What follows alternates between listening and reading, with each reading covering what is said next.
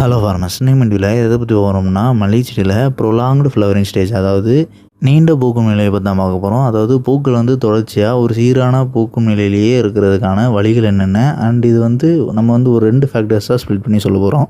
அதாவது ஒன்று temperature and இன்னொன்று வாட்டரிங். ஸோ இந்த ரெண்டுமே ஒன்றுக்கு ஒன்று இன்டர் கனெக்டட் தான். ஸோ அதிக வெப்பம் இருக்கும்போது நம்ம அதிகமான அளவு தண்ணீர் விடணும். ஸோ வெப்பம் குறைவாக இருக்கக்கூடிய சமயத்தில் நம்ம தண்ணி ரொம்ப குறைவாக விடணும். ஸோ இந்த 2 ஃபேக்டர்ஸை பற்றியும், அண்ட் இது இல்லாமல் தொடர்ச்சியாக கோடை மழை இல்லாமல் அதிகமான வறண்ட வானிலை நிலவக்கூடிய சமயத்தில் இது ஃப்ளவரிங்கில் எந்த மாதிரியான ரோலை ப்ளே பண்ணும் அப்படிங்கிறத பற்றி தான் இந்த வீடியோவில் தெளிவாக பார்க்க போகிறோம். ஸோ ஃபஸ்ட்டு நம்ம டெம்பரேச்சரை பற்றி பார்த்துடலாம். ஸோ டெம்பரேச்சர்னு பார்க்கும்போது ஆவரேஜாக ஒரு 30லேருந்து மேக்ஸிமமாக 40-42 டிகிரி வரை இருக்கும்போது மல்லிகை செடியில் ஃப்ளவரிங்கிறது நேச்சுரலாகவே அதிகமாக தான் இருக்கும். ஸோ நேச்சுரலாக அதிகமாக இருக்கும் அப்படிங்கிறத பார்க்கும்போது 35 டிகிரி அப்படிங்கிறத பொறுத்தவரை ஆவரேஜாக ஒரு நார்மல் ஃப்ளவரிங் ஸ்டேட்லேயே மல்லிகை செடி இருக்கும். அதாவது ஒரு மாதத்திற்கு ஒரு பூஞ்சொற்று ஆரம்பிக்கும். இந்த பூஞ்சொற்று 2 வாரத்துலேருந்து 3 வாரம் வரை நீடித்து போக்கும். ஸோ இது இயல்பாக நடக்கிறது தான்.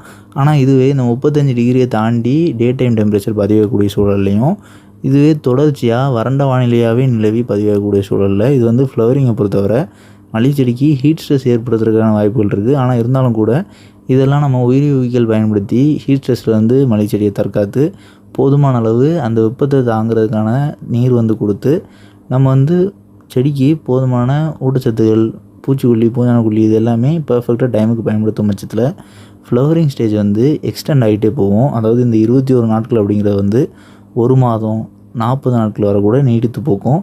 இது ஒரு ஃப்ளவரிங் ஸ்டேஜே 40 நாட்கள் வரை நீடித்து போக்கும். ஸோ இந்த மாதிரி நடக்கிற அதே சமயத்தில் அந்த கரண்ட்டாக பூத்துட்ருக்கக்கூடிய ஃப்ளவரிங் ஸ்டேஜ் முடிவடைகிறதுக்கு முன்னாடியே, அதாவது ஒரு 20 நாட்கள் பூ பூத்ததுக்கு பிறகே அடுத்த தாவரநிலை வளர்ச்சி தோற்றுவிச்சு புதிய கொப்புகள் அதிகமான மொட்டுகள் எடுக்க ஆரம்பிச்சிடும். ஸோ இது அந்த கரண்ட் ஃப்ளவரிங் ஸ்டேஜ் ஒரு 40 நாட்கள் பூத்து ஓயுதுங்கிற பட்சத்தில் பூக்கள் ஓய்ந்ததுலேருந்து சரியாக ஒரு வாரத்துலேருந்து 10 நாட்களுக்குள்ளேயே அடுத்த பூஞ்சொற்று ஆரம்பிச்சிடும்.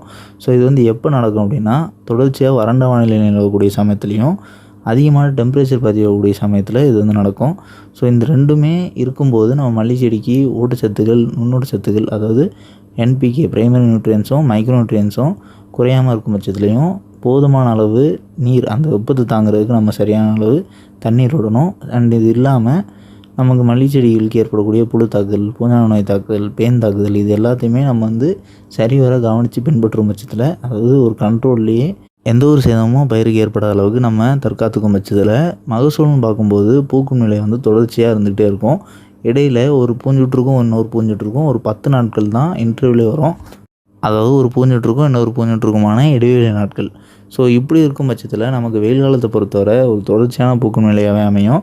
அதுவும் எதனால் அப்படின்னா, நம்ம என்ன தான் கவாத்து செஞ்சு மல்லிகை செடியை பராமரிச்சிருந்தாலும் கூட ஒரு 4 மாதம் 5 மாதம் அப்படிங்கிற அளவில் கவாத்து செஞ்சதுலேருந்து ஆனதுக்கு பிறகு ஒவ்வொரு மல்லிகை செடியும் ஒவ்வொரு நிலையில் பூக்கும். அதாவது ஒரு செடி பூக்க ஆரம்பிச்சதுலேருந்து இன்னொரு செடி ஒரு 2 நாளுக்கு பிறகு பூக்க ஆரம்பிக்கும். ஸோ இந்த மாதிரி நடக்கும்போது ஃபீல்டை பொறுத்தவரை பூக்கள் தொடர்ச்சியாக கண்டினியூஸான ஃப்ளவரிங் இருந்துக்கிட்டே இருக்கும்.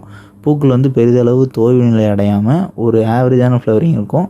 அண்ட் பூஞ்சொற்று ஆரம்பித்ததுலேருந்து முதல் 20லேருந்து 25 நாட்கள் பீக் ஃப்ளவரிங் நோக்கி போகும். அதாவது பூக்கள் கொஞ்சம் கொஞ்சமாக கூடி பூக்களோட உச்சத்துக்கு போகும். அதாவது பூக்கும் நிலையோட உச்சத்துக்கு போகும். ஸோ அந்த டைம் தான் அதிகமான மகசூல் நமக்கு கிடைக்கும். ஸோ அதுக்கு பிறகு கொஞ்சம் கொஞ்சமாக தோய்வு நிலை அடையும். முழுவதுமாக தோய்வு நிலை அடைகிறதுக்கு முன்னாடி அடுத்த பூஞ்சொற்று ஆரம்பிச்சிடும். ஸோ இது எப்போ நடக்கும் அப்படின்னா, ஒரு தொடர்ச்சியான வறண்ட வானிலையே நிலவக்கூடிய சமயத்துலேயோ, அப்படி இல்லைன்னா ஏதாவது மாதத்திற்கு ஒரு கோடை மழை மட்டும் பெய்யக்கூடிய சமயத்துலேயோ நேச்சுரலாகவே நடக்கும்.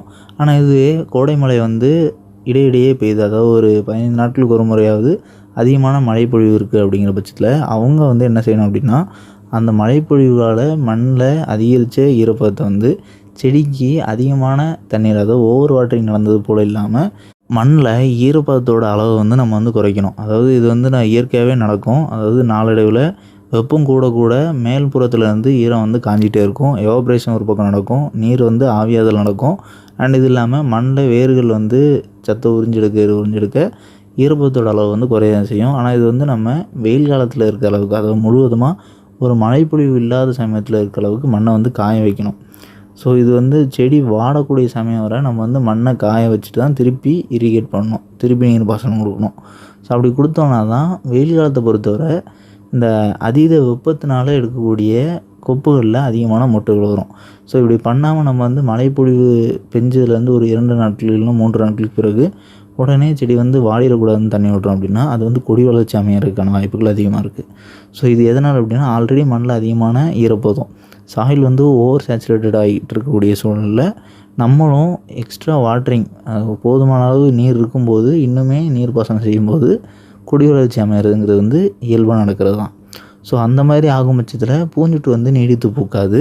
அப்படியே பூத்துச்சுனாலும் ஒரு பூஞ்சொட்டு வந்து நார்மலாக பூக்கிற அளவுக்கு ஒரு 3 வாரம் அப்படி இல்லைனா மேக்ஸிமம் ஒரு 25 நாட்கள் தான் ஒட்டுமொத்தமாக ஒரு பூஞ்சொட்டு வந்து பூக்கும். ஸோ இதுக்கு இன்னொரு பூஞ்சொட்டுக்கும் ஆல்ரெடி பூத்துட்ருக்கக்கூடிய பூஞ்சொட்டுக்கும் இடைவெளி நாட்கள்னு பார்க்கும்போது குறைந்தபட்சம் 2 வாரத்துக்கு மேலே தான் வரும். ஸோ இதுவே கோடைமழை வந்து இடையிடையே அதிகமாக பெய்யக்கூடிய ஏரியாவும் உங்களோட ஏரியா இருக்கும் பட்சத்தில் நீங்கள் வந்து கோடைமழை பொழிஞ்சதுலேருந்து முடிஞ்ச அளவு மண்ணில் இருக்கக்கூடிய ஈரப்பதத்தை குறைச்சிட்டு அதற்கு பிறகு இரிகேட் பண்ணலாம். ஸோ இது வந்து ஓவர் வாட்டரிங் ஆகாத அளவுக்கு நீங்கள் வந்து செடியை பார்த்துக்கணும். அப்போதைக்கு மழைப்பொழிவு இருக்கக்கூடிய சமயத்தில் ஒரு 2-3 நாட்கள் மண்ணில் ஓவர் வாட்டரிங் இருந்தாலும், அதாவது ஓவர் சேச்சுரேட்டடாக மண் வந்து இருந்துச்சுனாலும் கூட நீங்கள் வந்து இதை கண்ட்ரோல் பண்ண பட்சத்தில் நல்லா காய விட்டு தண்ணீர் பாய்க்கும் பட்சத்தில் இது வந்து நாளடைவில் ஓரளவு வறண்ட வானிலையே தொடர்ச்சியாக நிலவக்கூடிய மல்லி செடிகளுக்கு இருக்கிறது மாதிரி ஒரு 50%லேருந்து 70% வரை இம்ப்ரூவ்மெண்ட் கிடைக்கும். அண்ட் இது வந்து நீங்கள் எப்படி புரிஞ்சிக்கலாம் அப்படின்னா உங்களோட செடியில் பூக்கக்கூடிய பூக்கும் நிலை வந்து ஒரு மாதம் அப்படிங்கிற காலத்துக்கு பூக்குது, நீடித்து பூக்குது அப்படின்னா ஸோ அதுக்கான கொப்புகளில் அதிகமான அளவு மொட்டுகள் எடுத்திருக்கு. அதாவது நீண்ட நாட்கள் பூக்கிறதுக்கு ஏற்ற அளவுக்கு கொப்புகள் தோற்றுவிச்சு மொட்டுகள் எடுத்திருக்கு அப்படிங்கிறத வந்து நீங்கள் உறுதி செஞ்சுக்கலாம். அண்ட் நெக்ஸ்ட்டு இந்த வாட்டரிங்லேயே நம்ம வந்து அதிகமான டெம்பரேச்சர் பதிவாகக்கூடிய சூழலில் தண்ணீர் எந்த அளவுக்கு விடணும் அப்படிங்கிறத பற்றி தான் பார்க்க போகிறோம். ஸோ இந்த டெம்பரேச்சர் அதிகமாக பதிவாகிட்டு இருக்கக்கூடிய சூழலில் நம்ம தண்ணீரை பொறுத்தவரை செடி வந்து பகல் வேளையில் இந்த அதீத வெப்பத்துக்கும் அனல் காற்றுக்கும் வாடாத அளவுக்கு வந்து நம்ம தண்ணி விடணும். ஸோ இந்த அளவு தாண்டி கொடி வளர்ச்சி அமையும் பட்சத்தில் நம்ம வந்து செடிக்கு போதுமான அளவு நீரை தாண்டி ஒரு சில சதவீதம் தண்ணி விடுறோம் அப்படிங்கிறது தான் அர்த்தம். அது எந்த அளவுக்கு கொடி வீசுது அப்படிங்கிறத பொறுத்து தான் நம்ம வந்து தீர்மானிக்க முடியும். இப்போ உதாரணத்துக்கு ஒரு 100 கொப்புகள் துளிர்விச்சு வளரக்கூடிய செடியில் ஒரு 3 கொப்புகள் தவிர்த்து மீதி 97 கொப்புகளில் மொட்டுகள் வரும் பட்சத்தில் இந்த 3 கொப்புகள் மட்டுமே கொடி வளர்ச்சி அமையும் பட்சத்தில் இது வந்து இயல்பாகவே நடக்கக்கூடியது தான். ஸோ இது வந்து நீங்கள் எந்த அளவுக்கு தண்ணீர் குறைச்சினாலும் இயல்பாகவே நடக்கும். ஸோ இந்த 3 கொப்புகளுமே நீண்ட கொப்புகளாக வளர்ந்து அதிலிருந்து பக்கங்களில் தோற்றுவிச்சு அதில் மொட்டு வைக்கும். ஸோ இது வந்து இயல்பாக நடக்கக்கூடிய செடியோட வெஜிடேட்டிவ் ஸ்டேஜ் க்ரோத் பேலன்சிங் அப்படின்னு நம்ம குறிப்பிடலாம். அதாவது அதிகமான கொப்புகளில் மொட்டை எடுக்கும்போது அதை பேலன்ஸ் பண்ணுறதுக்கு ஓரிரு கொப்புகள் கொடி வளர்ச்சி அமையும். ஆனால் இதுவே நம்ம சொல்கிற மாதிரி இல்லாமல் ஒரு 100 கொப்புகளில் 20 கொப்புகள் கொடி வளர்ச்சி அமையும் பட்சத்தில் இது வந்து அதிகமான அளவு தண்ணீராக கொடி வளர்ச்சி அமைஞ்சிருக்கு. அப்படி இல்லை அப்படின்னா கவாத்து செய்ய வேண்டிய நிலையில் இருக்கக்கூடிய மல்லிகை செடியில் நீங்கள் வந்து பூக்கள் பறிக்கிறதுக்காக தண்ணீர் விடும்போது இந்த மாதிரி கொடி கொப்புகள் வந்து அதிகரிக்கும். ஸோ இந்த 2 ஃபேக்டர்ஸுக்கும் உண்டான டிஃப்ரென்ஸ்னு பார்க்கும்போது அந்த செடியோட வயதுக்கும் அந்த செடியோட தோற்றத்துக்கும், அதாவது அந்த செடியில் எவ்வளோ கொப்புகள் இருக்கோ அதுக்கு ஏற்ற அளவு பூக்கள் அப்படின்னா இது வந்து செடி கவாத்து செஞ்சு விடக்கூடிய நிலையில் இருக்குது அப்படிங்கிறத வந்து நம்ம செஞ்சுக்கலாம். ஆனால் இதுவே நம்ம குறிப்பிடுறது போல் கொடி வளர்ச்சி ஒரு 20% கொப்புகள்லையும் மீதமுள்ள கொப்புகளில் 80% மொட்டுகள் வரும் பட்சத்தில் இது வந்து அப்போதைக்கு இருக்கக்கூடிய வெப்பத்துக்கு போதுமான அளவு நீரை தாண்டி தண்ணீர் வந்து நம்ம கொடுத்துருக்கதா அர்த்தம். ஸோ இந்த ரெண்டுக்குமே ஓரளவு தான் வித்தியாசம் இருக்கும், ரொம்ப பெருமளவு வித்தியாசம் இருக்காது.